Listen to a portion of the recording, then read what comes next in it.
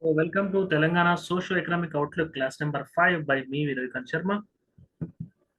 TGPSC Group 1, 25,000 rupees ki, Group 2, 18,000 rupees ki, per month 3,000 EMI to lifetime validity toti, live class recorded classes పొందండి. మరిన్ని వివరాలకు 7893 8995553 కి సంప్రదించండి లేదా www.ltxclasses.com విజిట్ చేయండి. Sector wise trends, government policies and initiatives, way forward. ప్రతి problem ని sector wise గా ప్రాబ్లమ్స్ ని తీసుకుని తెలంగాణ యొక్క current statistics, official authenticated statistics తీసుకుని ఛాలెంజెస్ ఏమున్నాయో వాటికి వే ఫార్వర్డ్ ఆన్సర్టిక్ పాయింట్ ఆఫ్ వ్యూ చెప్పడం జరుగుతుంది.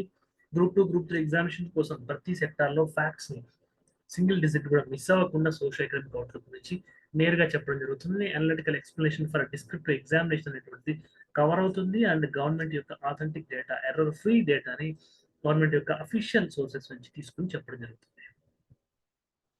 సో కంటిన్యూయింగ్, మనం ఎనర్జీ సెక్టార్ కి సంబంధించిన డిస్కషన్ లోకి ఎంటర్ అవుతున్నాం. The energy sectors gross state domestic product GSDP at current prices has increased by 2,291 crores. ఇక్కడ ఎనర్జీ సెక్టార్ యొక్క జిఎస్డిపి అంటే ఏంటి అంటే, సపోజ్ ఇది Telangana territory, Telangana triangular format ఉంటుంది కాబట్టి తెలంగాణ టెరిటరీ అని చూసుకుంటే తెలంగాణ భూభాగంలో ఒక ఫినాన్షియల్ ఇయర్ యొక్క సమయం, ఫినాన్షియల్ ఇయర్ టైం పీరియడ్ లో ప్రొడ్యూస్ అయినటువంటి ఎనర్జీ సెక్టార్ యొక్క వాల్యూని మనం energy sectors gross state domestic product అని అంటాము. జీడిపి అని ఇండియాకి ఏది అంటాము, స్టేట్ కి జిఎస్డిపి అని అంటాము. ఆ జిఎస్డిపిలో ఎనర్జీ సెక్టార్ యొక్క షేర్ అనేటువంటిది కరెంట్ ప్రైసెస్ ప్రకారం గత సంవత్సరంతో పోల్చుకుంటే 2,291 కోట్లు పెరిగింది. In this fiscal 2020-22-23, the sector's GSDP was 22,229 crore as per the first revised estimates. First revised estimates ప్రకారము గత సోషియో ఎకనామిక్ అవుట్లుక్ ప్రకారం 22,229 అయితే ఈ సోషియో ఎకనామిక్ అవుట్లుక్ ప్రకారం 24,520 crore అనేటువంటిది. సో 2,291 crore పెరిగింది. ఎనర్జీ సెక్టర్ యొక్క జిఎస్డిపి పెరిగింది అంటే ఎనర్జీస్ నుంచి వచ్చేటువంటి ఇన్కమ్ మాత్రమే పెరిగింది కాదు, ఎనర్జీ కన్జంప్షన్ అనేటువంటిది స్టేట్ లో పెరిగింది.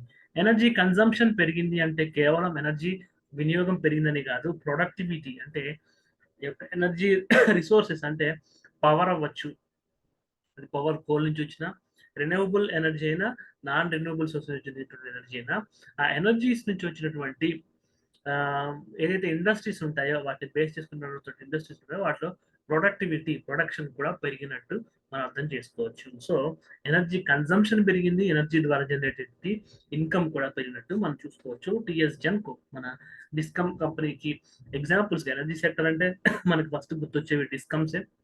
So Singareni collieries company limited లాంటి నాన్ రెన్యూవబుల్ యొక్క కోల్ లాంటి వాటి నుంచి వచ్చేటువంటివి తెలంగాణలో ప్రధానంగా ఉన్నాయి కాబట్టి టిఎస్ జెన్కో లోగోని మనం చెప్పడం జరిగింది. తెలంగాణ యొక్క ఎనర్జీ సెక్టార్కి సంబంధించినటువంటి లేటెస్ట్ వివరాలు పేపర్ క్లిప్పింగ్ ని కూడా మేము ముందు పెట్టడం జరిగింది. Transportation to promote the green revolution and reduce air pollution 25 e-metro AC buses began operating in September 2023. మనం ట్రాఫిక్ సమస్యని అధిగమించడం కోసము, పబ్లిక్ ట్రాన్స్పోర్టేషన్ ని పెంచడం కోసము, speed mobility, accessible, affordable, sustainable mobility, ఇన్ని లక్షణాల కోసం మనం హైదరాబాద్ మెట్రోని 2017లో స్టార్ట్ చేసుకున్నాము. సింగిల్ లైన్ తో స్టార్ట్ అయింది. ఇప్పుడు 4 లైన్స్ అవి మళ్ళీ ఎక్స్టెండ్ చేసి ఓఆర్ఆర్ కి, ఇంకా ఫ్యూచర్ లో RRR రీజనల్ రింగ్ రోడ్ వైపు వెళ్ళేటువంటి అవకాశం ఉంది. సో ఈ విధంగా మెట్రో సర్వీసెస్ ని ఏ విధంగా అయితే పెంచుకున్నామో, ఎగ్జిస్టింగ్ రోడ్ ట్రాన్స్పోర్టేషన్ సిస్టమ్ ని కూడా గ్రీన్, ఎకో ఫ్రెండ్లీ లేదా గ్రీన్ ట్రాన్స్పోర్టేషన్ వైపుగా రెన్యూవబుల్ సోర్సెస్ తోటి బస్ ట్రాన్స్పోర్టేషన్, రోడ్ ట్రాన్స్పోర్టేషన్ కూడా మార్చే విధంగా హైదరాబాద్ నగరం అనేటువంటిది వెళ్ళబోతుంది. హైదరాబాద్ నగరం యొక్క వెస్ట్రన్ కారిడార్ లో మనకి పైలట్ స్కేల్ బేసిస్ మీద 25 ఈ-మెట్రో బస్సెస్ ని రన్ చేశారు. ఇవైతే ఇప్పటికీ ట్రాఫిక్స్ లో కనిపిస్తారు, రోడ్ల మీద కనిపిస్తుంటే నేను కూడా చాలా సార్లు హైదరాబాద్ యొక్క వెస్ట్రన్ కారిడార్ ఏరియాస్కి వెళ్ళినప్పుడైతే నేను చూశాను. మనకి మార్చ్ 12, 2024లో ఇప్పుడు కొత్త చీఫ్ మినిస్టర్ రేవంత్ రెడ్డి గారు కూడా ఇంకొక 25 ఈ-మెట్రో ఎక్స్ప్రెస్, అప్పుడు 2023లో ఈ-మెట్రో ఏసీ బస్సెస్, ఇప్పుడు ఆ ఈ-మెట్రో బస్సెస్ ని కాస్త ఎక్స్ప్రెస్ హై స్పీడ్తో వెళ్ళేటువంటి తీసుకున్నారు. సో 500 ఈ బస్సెస్కి వాటిని ఎక్స్టెండ్ చేసేదానికి 2024 అక్టోబర్ అంటే ఇంకొక 1 మంత్లో ఏదైతే ఫస్ట్ 25 1 ఇయర్ క్రితం 25 ఈ మెట్రో ఏసీ బస్సెస్ని స్టార్ట్ చేశారో, ఈ సంవత్సరం మళ్ళీ ఇంకొక 25 ఈ మెట్రో ఎక్స్ప్రెసెస్ని యాడ్ చేశారో, ఈ అక్టోబర్ ఎండింగ్ కల్లా వాటి సంఖ్యని మనకి 20 రెట్లు పెంచేసి 500 ఇంటర్సిటీ బస్సెస్ అంటే Hyderabad to Warangal, Hyderabad to Karimnagar, Hyderabad to Khammam, Hyderabad to Nalgonda, Hyderabad to Mahabubnagar, ఇలా ఇంటర్ సిటీస్ కనెక్టివిటీ ఉండే విధంగా విత్ ఇన్ తెలంగాణ స్టేట్ ఫ్యూచర్లో అవి అడ్జాయినింగ్ స్టేట్స్ కర్ణాటక, మహారాష్ట్ర, ఆంధ్ర కూడా ఎక్స్పాండ్ అయ్యేటువంటి అవకాశం ఉంది. కాబట్టి రోడ్ ట్రాన్స్పోర్టేషన్ సిస్టమ్ని కూడా సస్టైనబుల్గా మార్చేటువంటి ప్రయత్నాలు అయితే తెలంగాణ స్టేట్ ట్రాన్స్పోర్టేషన్ డిపార్ట్మెంట్ చేస్తుంది. వీటిని గ్రాస్ కాస్ట్ కాంట్రాక్ట్ మోడల్లో తీసుకోవడం జరిగింది. ఈ గ్రాస్ కాస్ట్ కాంట్రాక్ట్ మోడల్ అంటే ఏంటి అంటే, ఒక స్పెసిఫిక్ రూట్లో, స్పెసిఫిక్ ఏరియాలో, స్పెసిఫిక్ ట్రైన్లో నడపడానికి తీసుకున్నటువంటి కాంట్రాక్ట్ని గ్రాస్ కాస్ట్ కాంట్రాక్ట్ అంటాము. ఈ పద్ధతిలో అక్టోబర్ 2024 కల్లా 500 ఈ మెట్రో ఎక్స్ప్రెస్ బస్సెస్ని నడపడానికి తెలంగాణ ట్రాన్స్పోర్టేషన్ డిపార్ట్మెంట్ అయితే ప్రయత్నం చేస్తుంది. A gross cost contract pays the operator a specific sum to provide specified services for a specified period. ఒక నిర్దిష్టమైనటువంటి సేవని నిర్దిష్టమైనటువంటి సమయంలో అందించినందుకు ఆ గుత్తేదారుడికి ఇచ్చేటువంటి మొత్తాన్ని మనం గ్రాస్ కాస్ట్ కాంట్రాక్ట్ అంటాము. ఇది హైదరాబాద్ యొక్క వెస్ట్రన్ కారిడార్ అంటే ఇది మియాపూర్, లింగంపల్లి, శిల్పారామం ఏదైతే ఈ సైబర్ సిటీకి అనుకున్నటువంటి ఏరియా ఉందో, ఈ వెస్ట్రన్ కారిడార్లో ఎక్కడైతే ఎంప్లాయీస్ యొక్క మొబిలిటీ మరి ఫార్మల్ అవ్వచ్చు, ఇన్ఫార్మల్ అవ్వచ్చు, ఎందుకంటే అక్కడ ఫార్మాసిటికల్ ఐటీ ఇండస్ట్రీస్కి దగ్గరలో ఉన్నటువంటి ఏరియాస్ ఇవి. కాబట్టి ఆ వెస్ట్రన్ కారిడార్లో 2023లో ఒక 25 ఈ మెట్రో సర్వీసెస్, 2023 మార్చ్లో మరొక 25 ఈ మెట్రో ఎక్స్ప్రెస్ ట్రైన్స్ ఏర్పాటు చేశారు. ఈ ఏడాది చివరి కల్లా అంటే అక్టోబర్ కల్లా మొత్తం సిటీలో ఇంకొక 500 బస్సెస్ గ్రాడ్యువల్గా ఇంటర్ సిటీ బస్ సర్వీసెస్ కూడా అందుబాటులోకి రాబోతున్నాయి. హైదరాబాద్ సిటీ మ్యాప్ని ఎందుకు చూపించామంటే తెలంగాణ జాగ్రఫీ పాయింట్ ఆఫ్ వ్యూలో మనకి పాత హైదరాబాద్ మున్సిపల్ కార్పొరేషన్ అంటే ఇది, సికింద్రాబాద్ కంటోన్మెంట్ ఏరియా అంటే ఇది, మనకి హుడా డెవలప్మెంట్ ఏరియా అంటే ఇది, మనకి airport development Hyderabad airport development area అంటే ఇది, మనకి ఇది మొత్తం కలుపుకొని జిహెచ్ఎంసి అని వస్తుంది. ఈ యొక్క ఔటర్ రింగ్ రోడ్తో కలుపుకొని ఒక హైదరాబాద్ సిటీ మాస్టర్ ప్లాన్ 2031 అనేటువంటిది ఉంటుంది. మరిన్ని వివరాలకు హెచ్ఎండి వెబ్సైట్ని మీరు చూస్తే హైదరాబాద్ సిటీ మాస్టర్ ప్లాన్ 2031 చూసుకున్నట్లయితే దాదాపు ఒక 55 మండలాలు, 5 జిల్లాలు, వందలాది గ్రామాలతో కలుపుకొని ఫ్యూచర్గా 2 కోట్ల మంది వరకు నివసించే విధంగా 60 కోట్ల ఉద్యోగాలు, 1,80,00,000 మంది ప్రజలు ఉండే విధంగా మాస్టర్ ప్లాన్స్ రూపొందిస్తున్నారు. ఈ సోషల్ ఎకనామిక్ అవుట్లుక్లో దీని డిస్కషన్ లేనప్పటికీ తెలంగాణ జాగ్రఫీ పాయింట్ ఆఫ్ వ్యూలో మీకు పనికొస్తుందని చెప్తున్నాను. తెలంగాణ నెక్స్ట్ మనం ఇండస్ట్రీ సెక్టార్స్ గురించి మాట్లాడుకోబోతున్నాం. ఇండస్ట్రీ సెక్టార్లో మనకి తెలంగాణ ఇండస్ట్రియల్ ఎస్టేట్స్ అంటే మనకి సెజ్లు ఇలాంటివి కూడా ఈ ఇండస్ట్రియల్ ఎస్టేట్ అనేటువంటి ఒక యూనివర్సల్ ఒక అంబ్రెల్లా టర్మ్ కింద మనం చూసుకోవచ్చు. ఇండస్ట్రియల్ ఎస్టేట్స్ మనం చూసినట్లయితే మనకి ఛోటా నాగ్పూర్ ప్లాట్ఫామ్ ఎలా అయితే ఇండియాకి ఉంటుందో, తెలంగాణకి ఛోటా నాగ్పూర్ ప్లాట్ఫామ్ అంటే ఖమ్మము, భద్రాద్రి కొత్తగూడెము, ఈ జయశంకర్, భూపాలపల్లి, ములుగు ఈ ఏరియాస్, వరంగల్, ఉమ్మడి ఖమ్మం ఈ యొక్క ఏరియాస్ని మనకి ఇంకా ఎక్స్టెండ్ చేసుకుంటే ఈ ఆదిలాబాద్ ఇలాంటి ఏరియాస్ మొత్తం కలుపుకొని మనకి భారతదేశానికి ఛోటా నాగ్పూర్ ప్లాట్ఫామ్ ఎలా ఉందో తెలంగాణకి ఇండస్ట్రీస్ పాయింట్ ఆఫ్ వ్యూలో ఈ ఏరియా ఎలా ఉంటుంది. ఇక్కడ మనకి భద్రాచలం, పాల్వంచ, కొత్తగూడెం, ఖమ్మంలో ఇండస్ట్రియల్ ఎస్టేట్స్ ఉన్నాయి. ఇక్కడ నల్గొండ, చిట్యాల, జనగాం, వరంగల్, రాంపూర్, కరీంనగర్ జిల్లా, అదేవిధంగా ఆదిలాబాద్ జిల్లాల్లో ప్రధానమైన టౌన్ సెంటర్ నిర్మల్, మంచిర్యాల, సిద్పూర్, కాగజ్ నగర్, కోరుట్ల ఏరియాస్లో, నిజామాబాద్లో మనకి బోధన్, నిజామాబాద్, కామారెడ్డి ఉన్నాయి. హైదరాబాద్ సిటీ మనకి ఇంకా శేర్లింగంపల్లి, వెస్ట్రన్ కారిడార్ నేను చెప్పాను కదా, మణికొండ, రాజేంద్ర నగర్, మహేశ్వరం, వెస్ట్రన్ కారిడార్ ఏదైతే హైదరాబాద్లో ఉందో ఆ ఏరియా మొత్తం ఇండస్ట్రియల్ ఎస్టేట్స్ ఉన్నాయి. మహబూబ్ నగర్ జిల్లా జడ్చెల్ల, పాలెం, గద్వాల్ వీటిలో కూడా ఉంది. ఇది టోటల్గా తెలంగాణ వ్యాప్తంగా ఇండస్ట్రియల్ క్లస్టర్స్ ఏర్పాటు చేయడానికి అనుకూలంగా ఉన్నటువంటి ప్రీ ఎగ్జిస్టింగ్ ఇండస్ట్రియల్ ఎస్టేట్స్ అని చెప్పుకోవచ్చు. ఇండస్ట్రీస్ విషయంకి వస్తే industrial sectors contribution to state economy has remained steady around 18% of the gross state value added. ఇంకా మనం కరెక్ట్గా చెప్పుకోవాలంటే 18.5% జిఎస్విఏ అనేటువంటిది ఇండస్ట్రియల్ సెక్టర్ నుంచి మనకి వస్తుంది. ఎంప్లాయ్మెంట్ దీనికంటే ఎక్కువ 19% వరకు ఎంప్లాయ్మెంట్, అంటే సుమారు 20% మందికి ఉపాధి అవకాశాలు కల్పిస్తూ ప్రొడక్టివిటీ అంటే స్టేట్ యొక్క జిఎస్డిపికి ఇండస్ట్రియల్ సెక్టర్ యొక్క వాల్యూ ఎడిషన్ యొక్క షేర్ ఎంత ఉంది అంటే 18.5%. 100 రూపాయలు స్టేట్కి రెవెన్యూస్ వస్తున్నట్లయితే దాంట్లో ఇండస్ట్రీ సెక్టర్ యొక్క షేర్ మనకి వాల్యూ ఎడిషన్లో 18.5% అని చెప్పుకోవచ్చు. It stands at 18.5%.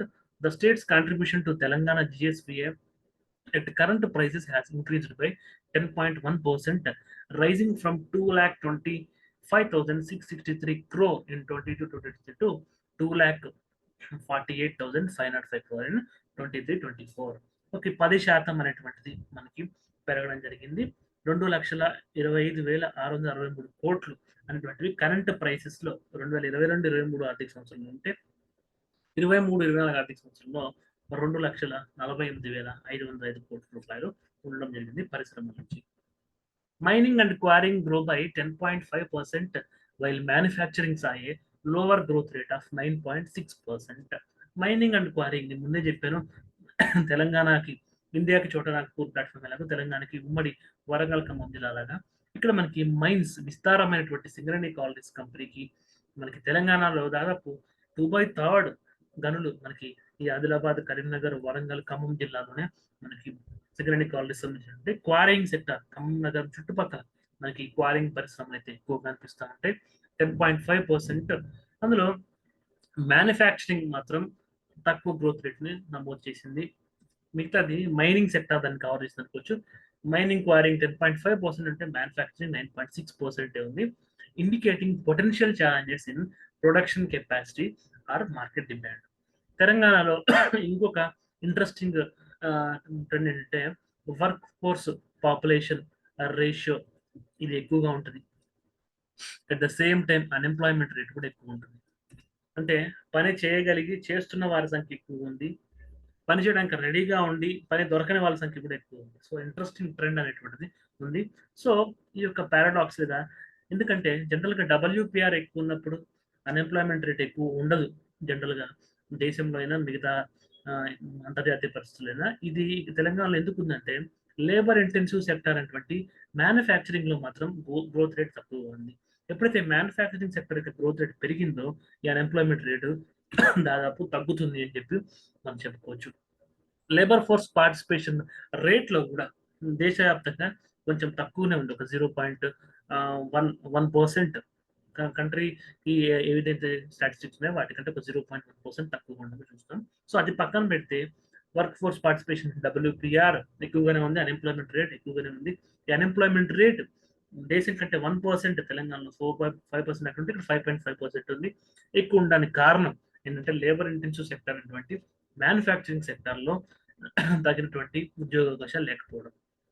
సో ఇవి సోషల్ ఎకనామిక్ అవుట్లుక్ లో ఉన్నవి కాదు, పీరియాడిక్ లేబర్ ఫోర్స్ సర్వే ఇతర స్టాటిస్టిక్స్ నుంచి మనం తీసుకున్నటువంటి డిస్కషన్. అందుకే నేను చెప్పాను సోషల్ ఎకనామిక్ అవుట్లుక్ తో పాటు రిలవెంట్ తెలంగాణ ఎకానమీ, తెలంగాణ జాగ్రఫీకి సంబంధించి అప్డేటెడ్ ఇన్ఫర్మేషన్ ఏదైతే ఉందో అది నీ క్లాసెస్ లో చెప్తాను.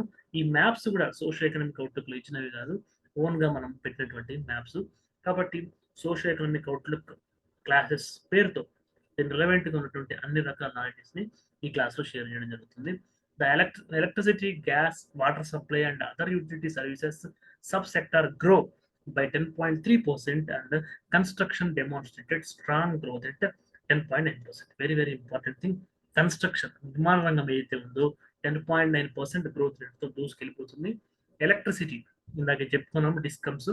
సో ఎనర్జీ కన్సంప్షన్ పెరిగింది, ఎనర్జీ ప్రొడక్షన్ పెరిగింది, గ్రాస్ మనకి వాల్యూ అడిషన్ అయినటువంటి జిఎస్డి కూడా పెరగడం జరిగింది. కాబట్టి ఎలక్ట్రిసిటీ, గ్యాస్, ఎనర్జీలో గ్యాస్ కూడా మనకు వస్తుంది, water supply and other utility service sub sector అన్ని 10.3% గ్రో అయింది. సో ఓవరాల్ గా ఎనర్జీ సెక్టార్ భూమిలో ఉంది, కన్స్ట్రక్షన్ సెక్టార్ భూమిలో ఉంది, మైనింగ్ అండ్ క్వారింగ్ భూమిలో ఉంది, బట్ మ్యానుఫ్యాక్చరింగ్ మాత్రం స్లో పేస్ లో ఉంది.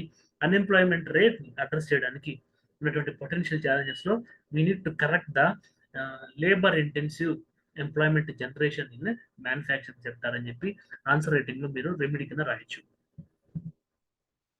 Conceptual plan for district development మనకి గవర్నెన్స్ పాయింట్ ఆఫ్ వ్యూ చూసుకున్నప్పుడు కీ పొటెన్షియల్ ఏరియాస్ ఉన్నాయి. రంగారెడ్డి డిస్ట్రిక్ట్ చూసుకున్నప్పుడు మనకి IT, information technology and IT enabled sectors, pharma sector, food processing, defence and aerospace. ఈ Secunderabad cantonment area ఇవన్నీ మన defence Adibatla areas defence and aerospace చూసుకున్నట్లయితే pharma and ఐటీకి western corridor of Hyderabad చూసుకోవచ్చు. మహబూబ్ నగర్ జిల్లా చూసుకున్నట్లయితే textiles, minerals, pharma, consumer products ఉన్నాయి. మనకు గనక నిజామాబాద్ చూసుకుంటే మినరల్స్, సిమెంట్, ఫుడ్ ప్రాసెసింగ్ ఉంది. మెదక్ హైదరాబాద్ కి ఆనుకునేటువంటి హైదరాబాద్ లో కెమికల్స్ అంటే అగైన్ మనం ఫార్మాస్యూటికల్స్ చెప్పుకోవచ్చు, ఇంజనీరింగ్, ఆటోమొబైల్, ఫార్మస్. వరంగల్ జిల్లా మన చోటానాగ్పూర్, ప్లాట్యూ అని చెప్పినటువంటి వరంగల్ ఖమ్మం చూసుకున్నట్లయితే మినరల్స్ మనకి కామన్ గా ఉన్నాయి. ఎందుకంటే మినరల్స్ ఎక్కువ దొరికితే food processing, fertile lands, eastern fertile lands అనేటువంటి తెలంగాణ జోగ్రఫీలో తెలంగాణకి ఈస్టర్న్ ప్రాంతంలో ఉన్నటువంటి ఈ జిల్లాల్లో ఫెర్టైల్ ల్యాండ్స్ ఉన్నాయని చెప్పి మనం చదువుతాము. అదేవిధంగా ఫుడ్ ప్రాసెసింగ్ అనుకూలంగా ఉంది. టెక్స్టైల్స్, పత్తి పండడానికి కావాల్సినటువంటి నల్లరేగడి నెల లేదా బంకమట్టి నెల ఇక్కడ ఉంది కాబట్టి వరంగల్ జిల్లాలో టెక్స్టైల్స్ కి, అందుకే మనకి మడికొండ ప్రాంతంలో ప్రీవియస్ గవర్నమెంట్ ప్రభుత్వం 2016-17 ఆ టైంలో ఒక టెక్స్టైల్ పార్క్ మనకి ఏర్పాటు అవ్వడం అనేటువంటిది, దానికి ప్రపోజల్స్ రావడం అనేటువంటివి పిఎం మిత్రా స్కీమ్ కింద కూడా తెలంగాణకి తీసుకోవాలని చెప్పి ప్రయత్నాలు కూడా జరిగాయి. ఖమ్మం చూసుకున్నట్లయితే మెటలర్జీ, గ్రానైట్ చెప్పాము. క్వారింగ్ అనేటువంటిది ఖమ్మం నగరం చుట్టుపక్కల విపరీతంగా జరుగుతుంది. పేపర్ మనకి భద్రాద్రి కొత్తగూడెంలో ఉన్నటువంటి ఐటీసీ పేపర్ మిల్ అందరికి సుపరిచితమే. ITC branded company paper production జరుగుతుంది. ఇదే పేపర్ ప్రొడక్షన్ మనకి ఉమ్మడి ఆదిలాబాద్ జిల్లాలో కూడా జరుగుతుంది. దానితో కరీంనగర్ లో cement, textiles, power, fertilisers. So energy sector లో భాగంగా పవర్ సెక్టార్ కరీంనగర్ లో ఉంటుంది. నల్గొండ జిల్లాలో మనకి సిమెంట్, హైదరాబాద్ కి ఆనుకునేటువంటి ఉమ్మడి నల్గొండ జిల్లాలో భువనగిరి ఆ ప్రాంతాల్లో సిమెంట్ పరిశ్రమలు మనం చూస్తాము. ఫార్మా పరిశ్రమ హైదరాబాద్ ఆనుకున్నటువంటి కనకరికల్ ఏరియాస్ లో మనం ఫార్మా సెక్టార్ సంబంధించినటువంటి మనం చూస్తాము.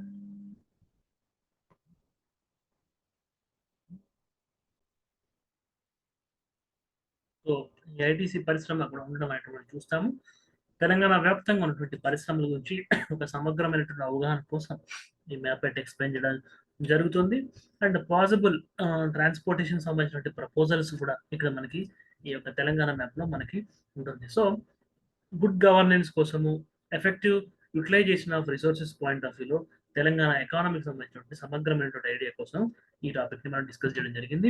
సర్వీసెస్ సెక్టార్ చూసుకున్నట్లయితే gross state value added at current prices for trade, repair and hospitality sector increased by 20.81%, rising from 2,11,711 crore in 2022-23 to 2,55,771 crore in 23-24. మనకి 2,11,711 కోట్లు ఉన్నది కాస్త 2,55,771 కోట్లు, అంటే సుమారు 44,000 crore. Massive increase. మన ఎనర్జీ సెక్టర్ చూసుకుంటే కేవలం ఒక 2,000 కోట్ల రూపాయలు. తర్వాత ఈ యొక్క మ్యానుఫ్యాక్చరింగ్, మైనింగ్ యొక్క గ్రోత్ కూడా మనకి ఆ లెవెల్లోనే కొన్ని సమ్ థౌజండ్స్ లో ఉంది. బట్ 44,000 crore వాల్యూ అడిషన్ అనేటువంటిది మాత్రం మనకి సర్వీస్ సెక్టార్ నుంచే ఇంత మ్యాసివ్ వాల్యూ అడిషన్ అనేటువంటిది స్టేట్ యొక్క జిఎస్డిపికి రావడం అనేటువంటిది చూస్తా ఉన్నాం. While trade and repair services అయ్యే 21.2% ఇంక్రీజ్ ఫ్రమ్ 2,171 crore to 2,42,526. ఈ with in the trade, repair and hospitality sectors లో మనకి ట్రేడ్ అండ్ రిపేర్ సర్వీసెస్ లోనే మనకి 42,000 కోట్ల వాల్యుయేషన్ జరిగింది. హాస్పిటాలిటీ అంటే లాడ్జ్లు అవ్వచ్చు, హోటల్స్ అవ్వచ్చు, ఇట్లా మిగిలిన 2,000 crore రూపీసే మనకి జరగడం అనేటువంటిది చూస్తున్నాం. అంటే ట్రేడ్, రిపేర్, ట్రేడ్ ఏదైతే వర్తక వాణిజ్యాలు జరుగుతాయో, రిపేర్స్ అంటే మనకి రిపేర్ అవ్వచ్చు, సర్వీసింగ్ అవ్వచ్చు, ఈ లాజిస్టిక్స్ అవ్వచ్చు, ఇవన్నీ ట్రేడ్ అండ్ రిపేర్ సంబంధించిన వాటిలో వస్తాయి. కాబట్టి trade and repairs, so trade, repairs ఎక్కువ భూమిలో ఉన్నాయంటే అర్థం ఏంటంటే తెలంగాణలో మొబిలిటీ ఎక్కువ ఉంది, సప్లై చైన్స్ పెరుగుతున్నాయి, ట్రాన్స్పోర్టేషన్ పెరుగుతుంది. పీపుల్ యొక్క మొబిలిటీ అంటే సోషల్ మొబిలిటీ కాదు, ఒక చోటు నుంచి ఒక చోటికి వెళ్ళడం అనేటువంటిది ట్రాన్స్పోర్టేషన్ అవ్వచ్చు, కార్గోస్ అవ్వచ్చు, ఇలాంటి సర్వీసెస్ అనేటువంటివి పొందుతున్నాయి. హాస్పిటాలిటీ సెక్టర్ కూడా పెరుగుతుంది, బట్ అనుకున్నంతలో పెరగట్లేదు. సో హాస్పిటాలిటీ నుంచి ఒక 2000 కోట్ల మాత్రమే వాల్యుయేషన్ జరిగింది అంటే, మనం టూరిజం పొటెన్షియల్ అనేటువంటిది ఇంకా ఉంది. దాన్ని వెలికి తీయట్లేదు అని చెప్పి మనం ఒక డీప్ అనాలిసిస్ చేస్తే అర్థం చేసుకోవచ్చు. దీనికోసం eco tourism circuits, heritage circuits, tribal circuits ఇలాంటి కాన్సెప్ట్స్ ప్రీవియస్ గవర్నమెంట్ ఇనిషియేట్ చేసింది. ఈ గవర్నమెంట్ మూసీ ప్రక్షాళనని హెరిటేజ్ సర్క్యూట్స్ తోటి అనుసంధానం చేసింది అని చెప్పి ప్రీవియస్ క్లాస్ లో చెప్పాను. ఒక 1000 కోట్లు దానికి ఎక్స్టెండ్ చేసింది. కాబట్టి గవర్నెన్స్ అంటే ఒక కంటిన్యూస్ ప్రాసెస్. ఈ గవర్నమెంట్ కూడా ప్రీవియస్ గవర్నమెంట్ యొక్క ఇనిషియేటివ్స్ ని ఇందాక ఏ విధంగా అయితే WPR తో పాటు అన్ఎంప్లాయ్మెంట్ రేట్ పెరుగుతుంది. దాన్ని అడ్రస్ చేయడం కోసము ఎలా అయితే mining and quarrying sector development ఉందో అలాగే మ్యానుఫ్యాక్చరింగ్ సెక్టర్ డెవలప్మెంట్ కూడా పెంపొందించాలి. అప్పుడు లేబర్ ఇంటెన్సివ్ జాబ్స్ వస్తాయని చెప్పాను.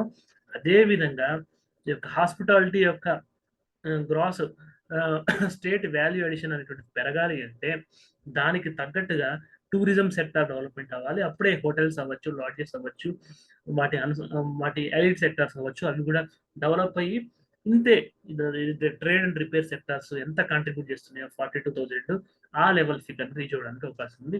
కాన్సర్వేటింగ్ పాయింట్ ఆఫ్ వ్యూలో ఎక్కువ టూరిజం లేదా మనకి టూరిజం సెక్టార్ యొక్క హిడెన్ పొటెన్షియల్ ని అన్టాప్ చేయగలిగితే సర్వీసెస్ సెక్టార్ లో హాస్పిటాలిటీ యొక్క షేర్ పెరుగుతుంది అని చెప్పి మనం రాసుకోవచ్చు.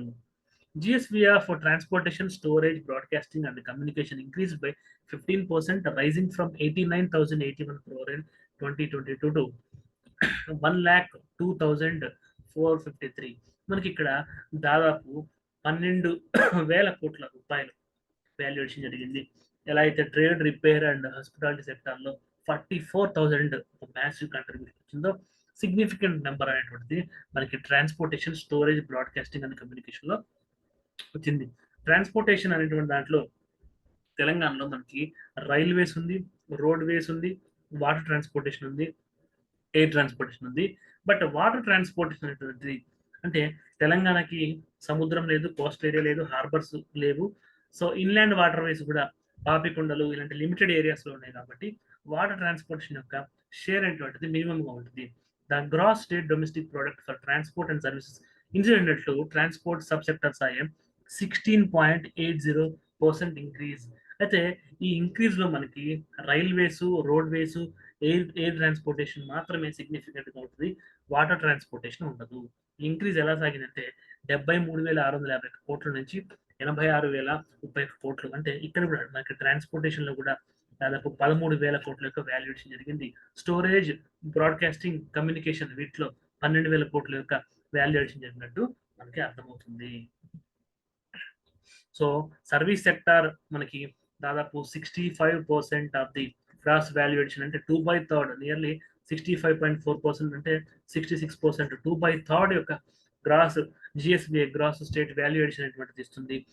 స్టేట్ యొక్క GSDPలో 2/3 వంతు మనకి ఇస్తుంది. దాదాపు 33% మంది వర్క్ ఫోర్స్ కి ఉపాధి అవకాశాలు కల్పిస్తుంది.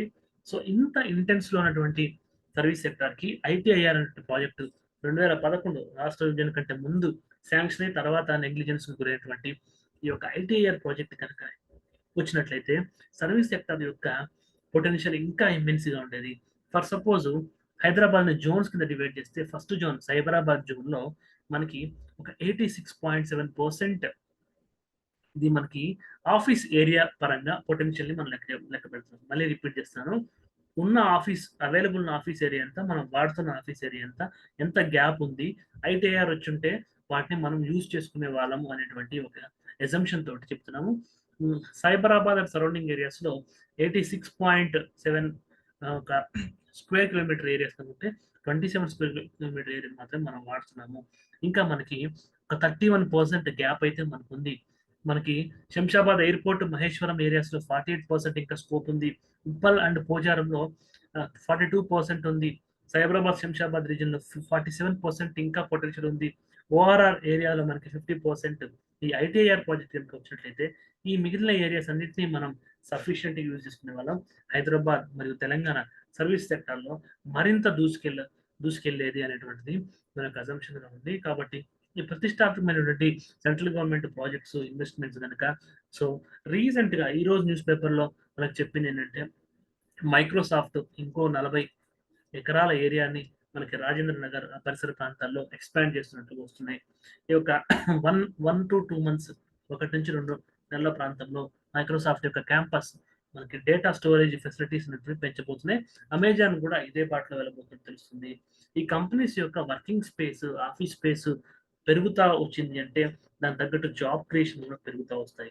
సో సీఎం యొక్క డావోస్ పర్యటనలో వచ్చు, రీసెంట్ అమెరికా విజిట్ లో వచ్చి దాదాపు 44,000 కోట్ల ఇన్వెస్ట్మెంట్స్ వచ్చేటువంటి అవకాశం ఉంది. 4 నుంచి 5,000 జాబ్స్ క్రియేట్ అయ్యేటువంటి అవకాశం ఉందని చెప్పి కూడా మనకి current affairs, Telangana current affairs నుంచి మనం తెలుసుకుంటాం. కాబట్టి హైదరాబాద్ యొక్క పొటెన్షియల్ 2030 కల్లా ఇంకొక మరిన్ని వేల లక్షల ఉద్యోగాలు క్రియేట్ చేసేటువంటి కెపాసిటీ ఉంది.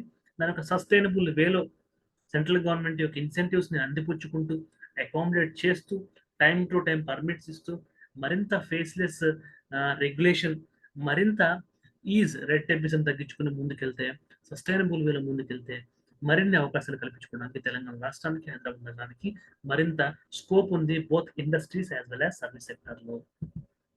గవర్నెన్స్ పాయింట్ ఆఫ్ వ్యూ చూసుకుంటే, good governance bodies a democratic framework characterised by fair decision making. Good governance అనేది ఏంటంటే ఒక democratic framework characterised by fair decision making. ఏదైతే ఒక పారదర్శకమైనటువంటి నిర్ణయం తీసుకునేటువంటి వ్యవస్థ ఉంటుందో దాన్ని మనం ఉత్తమమైనటువంటి పరిపాలన అని అంటాము. It thrives on principles of participation. ఆ ఫెయిర్ డెసిషన్ మేకింగ్ అనేటువంటిది మనకి ప్రిన్సిపల్స్ ఆఫ్ పార్టిసిపేషన్, ప్రజల యొక్క భాగస్వామ్యము, adherence to rule of law, చట్టానికి లోబడి పరిపాలన చేయడము, ట్రాన్స్పరెన్సీ పారదర్శకత, అకౌంటబిలిటీ జవాబుదారీతనము, రెస్పాన్సివ్నెస్, ఏదైనా ఒక ప్రశ్న అడిగితే దానికి సమాధానం చెప్పేటువంటి తత్వము, ఈక్విటీ, అందరి ఈక్విటీ అండ్ ఎఫిషియన్సీ అంటే మనం ఒక రకమైన సమానత్వము, అదేవిధంగా ఎఫిషియన్సీ అంటే మనకి ఒక పనిని పర్ఫెక్ట్ గా చేయగలగడము అనేటువంటిది ఏదైతే ఎఫిషియన్సీ అని చెప్పి అంటుంటాము. By fostering citizen engagement and ensuring a robust legal system open to feedback, good governance empowers individual to influence decisions and uphold social integrity. ఒక ఉత్తమ పరిపాలన అనేటువంటిది కనుక ఎస్టాబ్లిష్ అయితే నిర్ణయాలు తీసుకునే విధానాన్ని ఇన్ఫ్లుయెన్స్ చేస్తుంది. ఏ విధంగా ఇన్ఫ్లుయెన్స్ చేస్తుందంటే పాజిటివ్ గా ఒక ట్రాన్స్పరెన్సీని, ఒక రెస్పాన్సివ్నెస్ ని, ఒక అకౌంటబిలిటీని, ఒక ఈక్విటీని ఎవరైతే మనల్ని గవర్న్ చేస్తున్నారో వాళ్ళు ఈ లీగల్ సిస్టమ్ కి లోబడి పై లక్షణాలతోటి పరిపాలన చేసే విధంగా కంపెల్ చేయగలుగుతుంది గవర్నెన్స్. ఆ గవర్నెన్స్ కి మనకి మెయిన్ ఒక గుడ్ గవర్నెన్స్ అచీవ్ చేయాలంటే ఈ గవర్నెన్స్ అనేటువంటిది ఒక కెటలిస్ట్ గా, ఒక బ్రిడ్జ్ గా ఏర్పడుతుంది.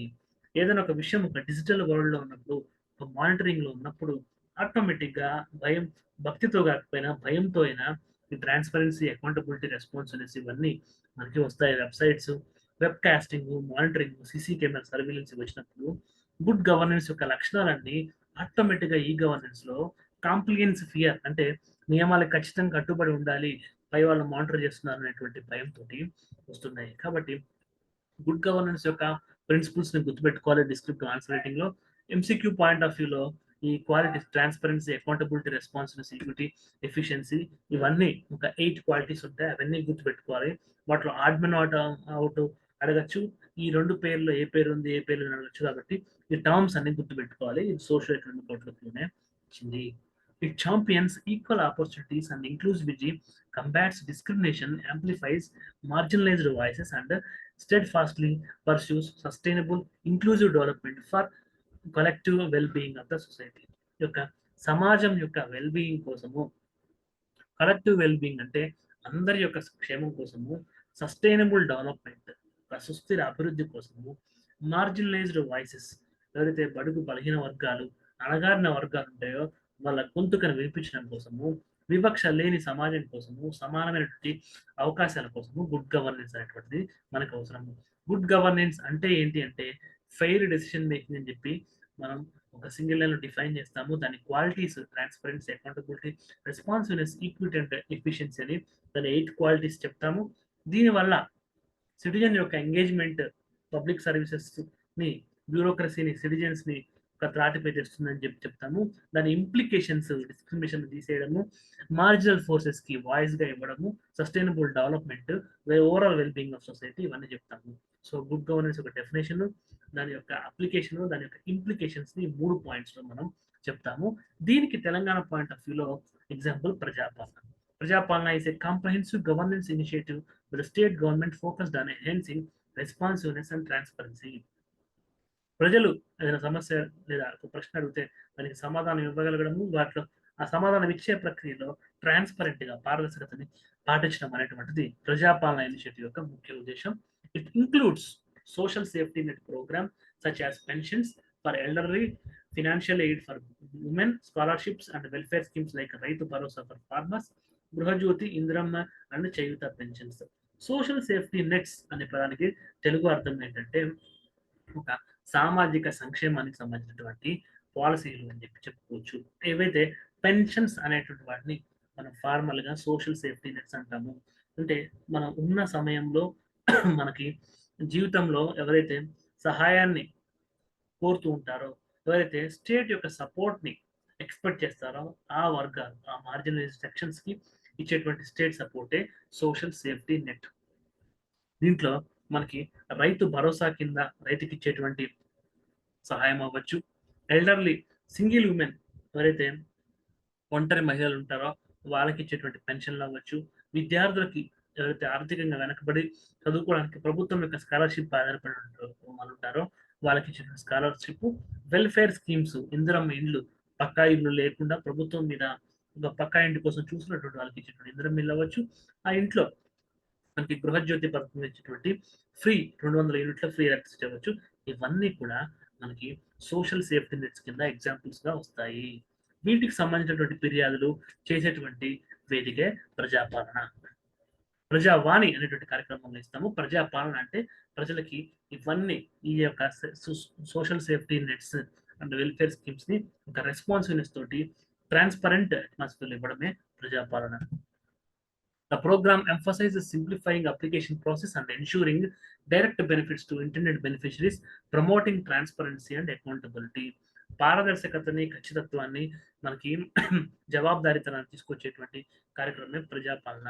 There are 956 operational Prajapalana Shakti కేంద్రాస్ across the state with 556 in the rural areas, 400 in urban areas. ఉన్నటువంటి 956 ప్రజాపాలన సేవా కేంద్రాల్లో 556 మనకి పల్లెటూరులోనే ఉన్నాయి. 400 మాత్రమే పట్టణ ప్రాంతాల్లో ఉన్నాయి. సో గుడ్ గవర్నెన్స్‌కి ఈ గవర్నెన్స్ అనేటువంటిది ఒక బేసిక్ స్టెప్ లాగా, ఒక తొలి మెట్టులాగా పనిచేస్తుందని చెప్పాను. ఎందుకంటే ఈ గవర్నెన్స్‌లో మనకి రిసోర్సెస్ ఉంటుంది, టెక్నాలజీ ఉంటుంది, ప్రాసెస్ ఉంటుంది, పీపుల్ ఉంటుంది. ఉన్న వనరులని, సాంకేతికతని ఉపయోగించుకొని క్రమ పద్ధతిలో మనకి ప్రజలతో కలిపేటువంటి విధానమే ఈ గవర్నెన్స్ అని చెప్పుకోవచ్చు. మనకి ఈ ప్రజాపాలన సేవా కేంద్రాలు మనకి పనిచేస్తూ ఉంటాయి. ఒక స్పెసిఫైడ్ డేట్‌లో, స్పెసిఫైడ్ టైంలో మనకి గవర్నమెంట్ ఆఫీసెస్, ఎంఆర్ఓ ఆఫీసులు లాంటి వాటిలో మనం బయట ఈ బోర్డులు చూస్తూ ఉంటాము. ఆ టైంలో ప్రజల నుంచి వచ్చేటువంటి ఈ పథకాలకు సంబంధించినటువంటి ఫిర్యాదులు తీసుకుంటే వెంటనే ప్రాసెస్ చేయడం అనేది జరుగుతుంది.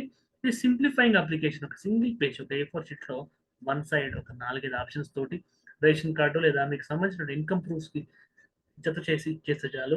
డైరెక్ట్‌గా మీ అకౌంట్‌లోనే పడతాయి. ఒక A4 షీటు, దానికి ఒక ప్రూఫ్, మీరు లైవ్‌లో వెళ్లి ఇచ్చేయడము, నేరుగా మీ ఖాతాలో పడడం. 3 స్టెప్స్‌లో పనైపోతుంది. ఇంకా ఎవ్వరి రికమెండేషన్స్ అక్కర్లేదు. ఎవరి మాట చెప్పాల్సిన అవసరం లేదు. Prajavani in Telangana is a vital tool for, ఇది గ్రీవెన్స్ రిడ్రెసల్ మెకానిజం అని చెప్పుకోవచ్చు. Tool for citizen empowerment and government accountability. It is ప్రజాపాలనలో ఏవైతే సర్వీసెస్ ఉంటారో ఆ సర్వీసెస్ అందకపోయినా, అందుతున్న సర్వీసెస్‌లో క్వాలిటీ లేకపోయినా, సంబంధిత అధికారులు వాటికి సంబంధించిన ఆన్సర్స్ చెప్పకపోయినా ఈ ప్రజావాణిలో వాటిల్ని నిలదీసేటువంటి అవకాశం మనకుంటుంది.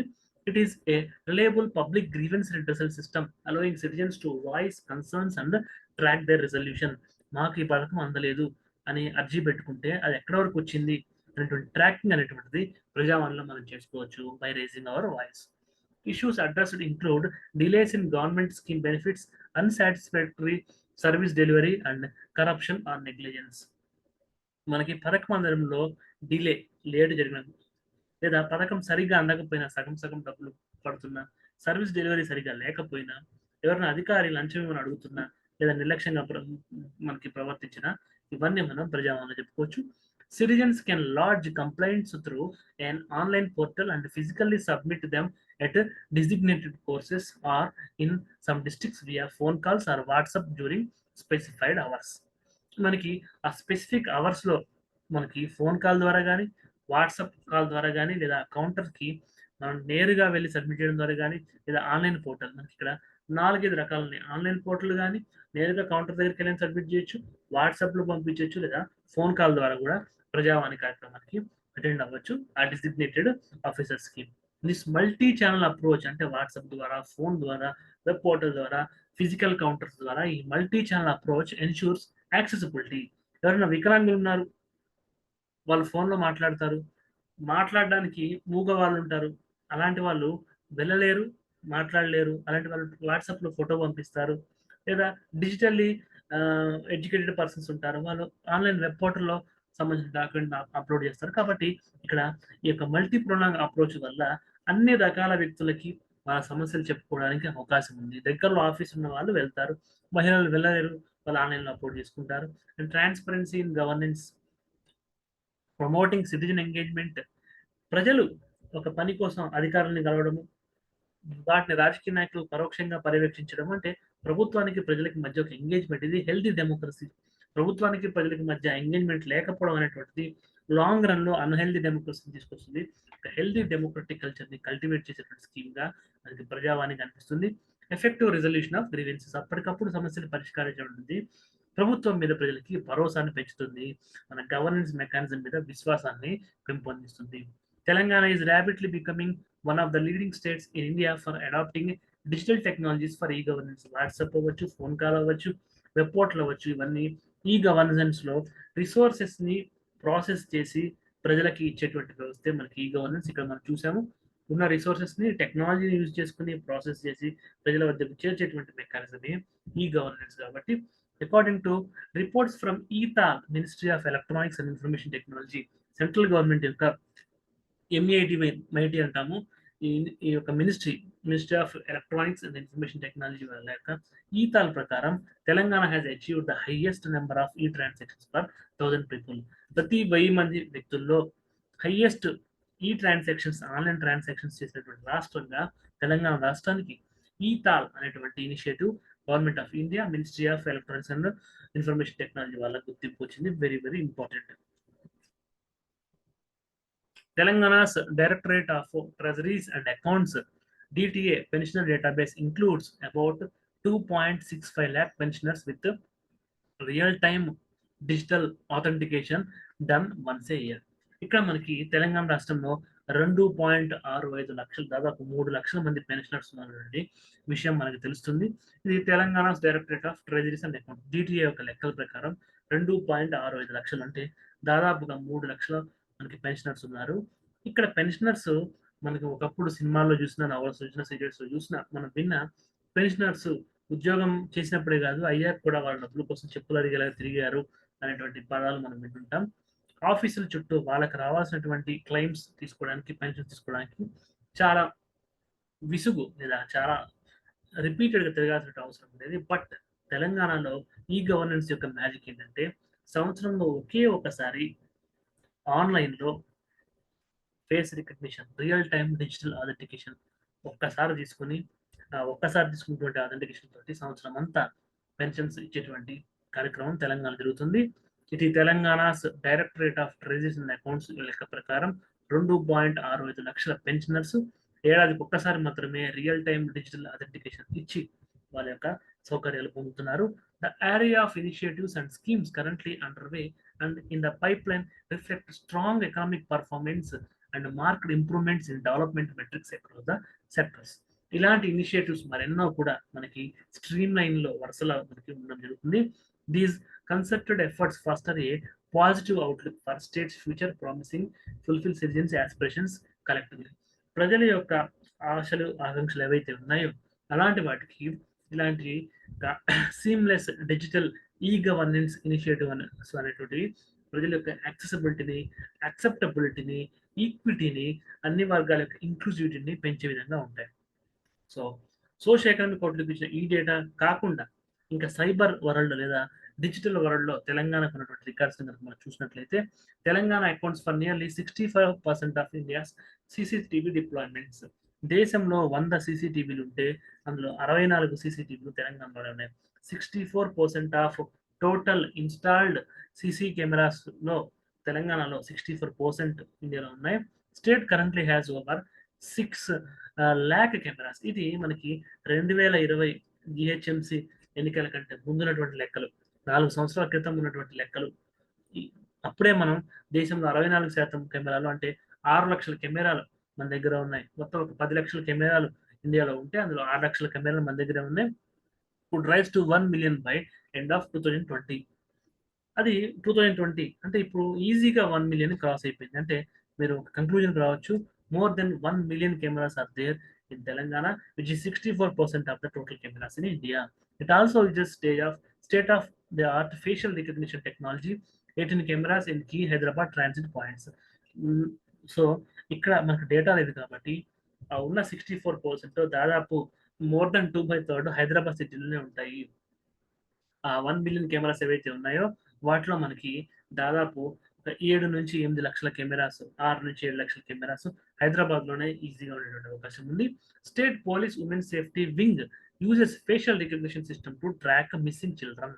ఎవరైతే పిల్లలు ఉంటారో వాళ్ళ ఫోటోస్‌ని ఇది ఆధార్ కార్డ్ అవ్వచ్చు, ఇతర గవర్నమెంట్ ఐడీ ప్రూఫ్స్ మీద ఫోటోని యూజ్ చేసుకొని ఇన్ని ఒక మిలియన్ సీసీ కెమెరాస్ ఉన్నాయి కాబట్టి ఈజీగా ట్రాక్ చేస్తారు.